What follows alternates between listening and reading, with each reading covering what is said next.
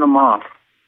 And one of them remarked that our military sent a nuclear missile to explode on the moon, and it was intercepted by UFOs and destroyed.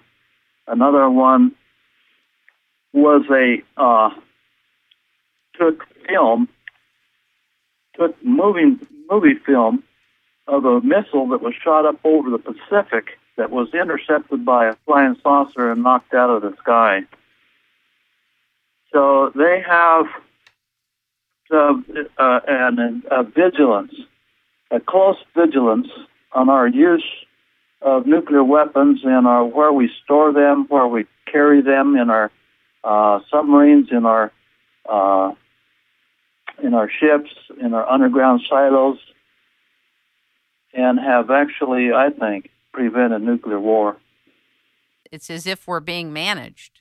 In 1958, a fellow named Reinhold Schmidt from Los Angeles, he had just got through reading Frank Scully's book all about the flying saucers, and he was just thinking about it, and he got this telepathic message to go outside the city. He drove out and parked his car in this quarry, and he just waited there until about 3 in the afternoon, and a flying saucer swooped down from the sky, landed in the quarry.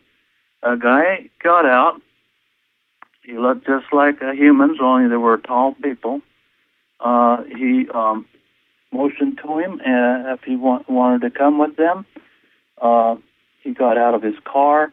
They shot him with a beam that momentarily paralyzed him, but he understood that was to charge his body so it wouldn't be damaged by getting in their flying saucer that uses magnetic energy. And so they invited him aboard. They spoke perfect English, but they also spoke a High German language that he knew because he came from Germany, and his father had taught him some of the High German language. And so he, when they spoke amongst themselves, he could understand a little bit of what they were saying, but they also spoke perfect English. They took off and they went up over the Arctic, and he says that they flew through this hole in the Arctic Ocean, and they were, after they flew through the hole, they were just in another world. There was a sun. He was taken on a tour of the Hollow Earth. He saw their cities, the landscape. He said the tour lasted for 5 days. He didn't give a lot of details on what they were doing all that time, but he was brought back through the polar opening back to his home, and he understood that from what they told him, that they consider themselves the guardians for the creator of this planet.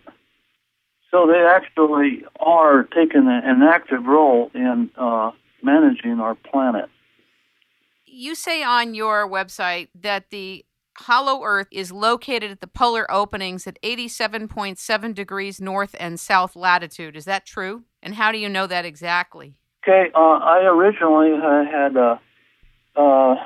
studied some of the sightings of mirages of land in the Arctic by several different polar explorers. Admiral Byrd, when he went to the pole in 1909, he was up on the northern shore of Ellesmere Island. He got up one morning and walked up to the top of Axel Hilberg Island, the mountain there on the shore, and looked out over the northwest, and he saw this mirage of land out there.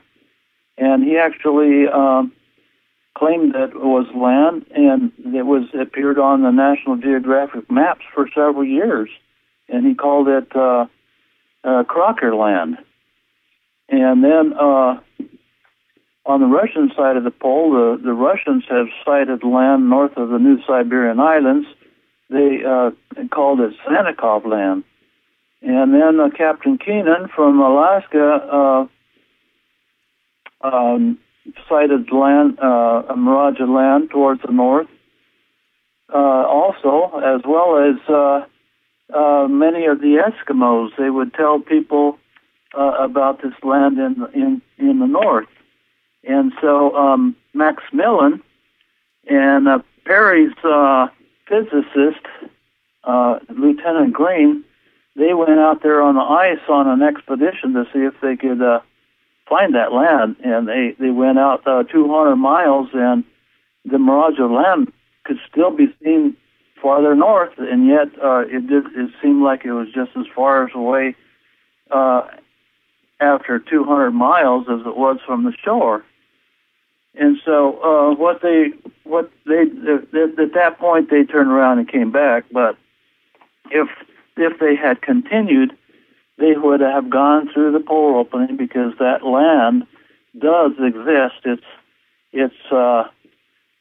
It's within the polar opening. It's about halfway through, and at times when the atmosphere is just right up in the Arctic, because of the warm air that comes up out of the polar opening, it goes way up above the ice, and so when you look up, it reflects down into the polar opening, and that's what people are seeing as a mirage of land up there. Now, a couple of years ago, we were contacted by retired Lieutenant Billy Woodard, who had joined the Air Force and was assigned to the top secret base called Area 51 in Nevada. And his assignment there, for which he lost his pension because he wouldn't keep quiet about this, was that his top secret assignment there was in charge of the Hollow Earth file. And he says that in the Hollow Earth file, Area 51, was all the accounts of Admiral Byrd's flights beyond the poles into the Hollow Earth. He gave the exact coordinates of the North Polar opening, and it was close to my estimated polar opening location that I had estimated based on the sightings of mirages in the Arctic. But it's actually the location that's given by Admiral Byrd in his writings that Billy was able to get out of Area 51 when he exited the military, when he quit the military. He gave me those coordinates, and they are 87.7 north latitude, 142.2 east longitude. Did you say 142.2 longitude? 142.2 east longitude, 87.7 north latitude. And then after he got out of the military, Billy went to Alaska and was able to get a seaplane, an Albatross seaplane owner, to take him and some people that he had invited to go with him.